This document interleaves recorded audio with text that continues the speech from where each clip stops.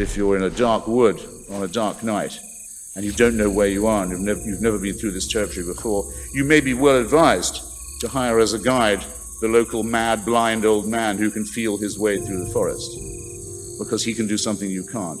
But when the dawn breaks and the light comes, you would be silly if you continued to operate with this guide, this blind, mad old man who was doing his best with the first attempt.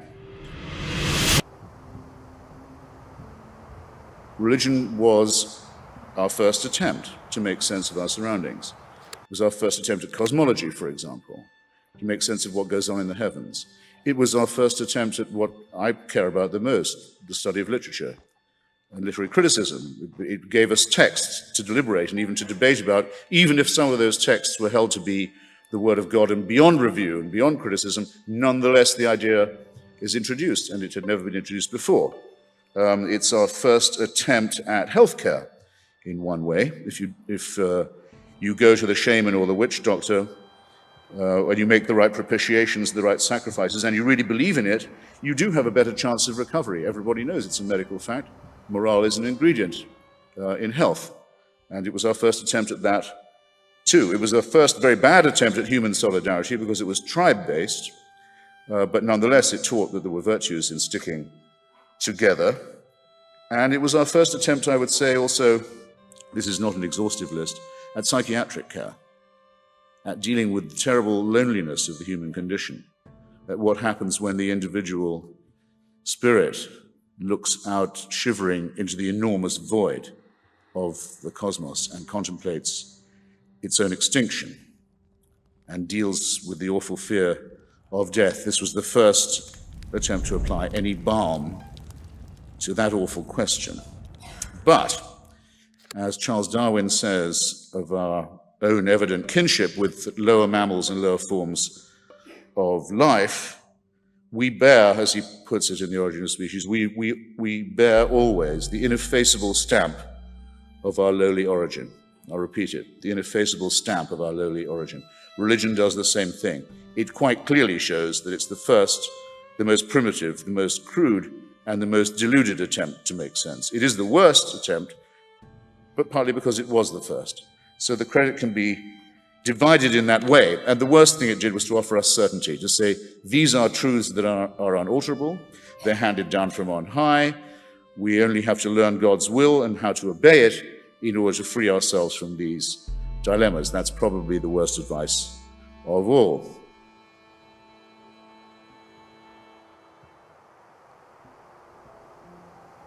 You'll say, oh, well, nothing so amazing could have happened without God. There's a name for this kind of argument, a very old and important name. It also comes largely from work at Oxford University, though it's actually attributable largely to Sir Karl Popper. It's called unfalsifiability. It's an argument you can't beat, because it isn't an argument. If you say, well, now I see how complex everything is, it would have to be God who was responsible. There's no way I can disprove that. There's no way I can falsify it. And unfalsifiability, counterintuitively, is quite rightly considered to be a test, not of the strength of an argument, but of its extreme weakness. In fact, of its non-existence as an argument. When we were on the savannah and sharing the territory and diminishing in size as a tribe ourselves, and having to bear live young in an environment full of predators, probably if we bore 8 or 9 children, some of them sickly with lolling heads and diarrhea, we wouldn't be able to pick them up and carry them and run away fast enough. It's a fact. Because it's a fact, and because it's unpleasant, and because, as Darwin says, it betrays, has with it, as everything about us does, the lowly stamp of our original origin, doesn't mean it isn't so. So the beginning of wisdom, I would say, is the recognition of what science has been able to teach us. And neither to deny that, as the rabbi does in one tone of voice, or to claim that it shows how clever God is with another tone. Make up your mind, you can't have it both ways, and actually you're wrong twice. Thanks. And the greatest obligation that you have is to keep an open mind, and to realize that in our present state, human society, we're more and more overborne by how little we know, and how little we know about more and more, or if you like, how much more we know, but how much less we know as we find out how much more and more there is to know.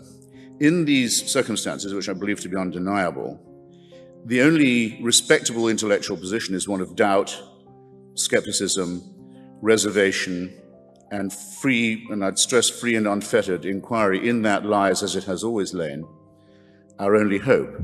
So you should beware always of those who say that these questions have already been decided.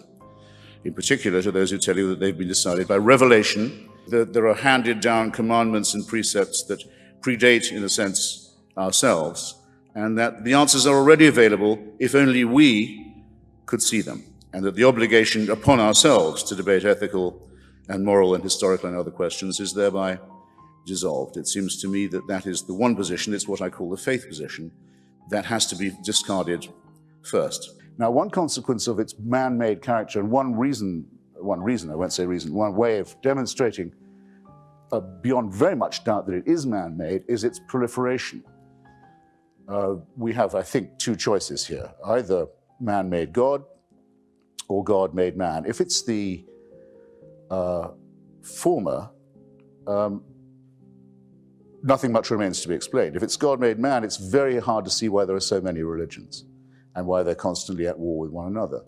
Make the opposite assumption that man has invented religion and God, nothing is left to be explained. There is no mystery. There are, of course, innumerable proliferating cults, sects, confessional discrepancies, warring churches, schismatic groups. Most of the violence in Iraq, as we know, is not directed at our own brave soldiers and their allies among Iraqis, but at other Iraqis by other Muslims. To say that this is man-made, it seems to me to say something that's almost obvious. This kind of contemplative nonsense, turn off the mind and you'll have bliss, has ghastly consequences. The sleep of reason brings forth monsters. I try and sharpen my practice of reason, doubt, skepticism, the weighing of argument against evidence and of evidence against interest. In other words, I'm more inclined to doubt something if its truth would be something that would suit me. One of the moral superiorities of atheism, by the way, is we don't particularly want it to be true that we shall be annihilated when we die, that there's nothing to hope for from the heavens, that the heavens are empty. We don't necessarily love that idea, but we're willing to face it since the evidence for the contrary appears to be trivial or non-existent. We don't indulge in wish thinking, and we don't assert as true what we've just been asked to prove. I don't advocate that evolution is true and that the Big Bang took place. It's not part of my propaganda. I accept it. I think the evidence is overwhelming that that is in fact the case.